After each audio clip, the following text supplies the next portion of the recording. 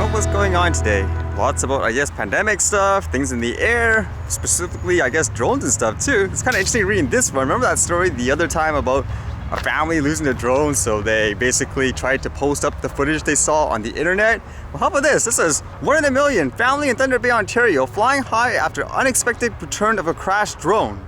A man from Thunder Bay, Ontario is thanking a Vancouver Island family after the very unexpected return of a drone used to capture footage of a family vacation. As he says, I always travel with a GoPro camera and a drone and take a film with our family's vacations so I can put together a little trip video, he said. I was flying down the gorge and got too adventuresome with a drone. I think I clipped a tree, Hawkins said. It spun out of control and crashed. Hawkins and his family had an idea of where the drone likely crashed, but it was a difficult area to access. It wasn't worth really the risk in trying to get down the gorge, he said. We would have had to swim to it, and the water was quite cold, so we gave up. It's kind of interesting how they got it back, and I guess who saw it to alert them. It says, then last Sunday night, the family, now back in Thunder Bay, received a text message from a relative in Greece with a link to a news story about a drone that had been found on Vancouver Island. CTV also aired a news story Saturday night that showed a Vancouver Island family that frequents the Harris Creek area. On one particular visit, they found the drone underwater while swimming. It's 1 in a million, probably, Hawkins said, adding he was unable to find contact information for the person who found the drone. But apparently he contacted, I guess, the media outlets and stuff, and then afterwards, yeah, they're gonna send it back, so that's kind of cool. All the way from Greece seeing that, how's that? So happy ending overall, although one of the funny things I was thinking for this article, remember how I always said like when you have stories like, oh, this drone's crashing or whatever, they show these like humongous drones? What's with the picture in this one when you read this, like 1 in a million, family in Thunder Bay, Ontario flying high after unexpected crash of a drone, and you see this. Who carries this for their family vacation? Raise their hands. That's a really odd setup. Yeah, I'll carry my GoPro just for convenience, and then all of a sudden you carry this big thing on your regular trip.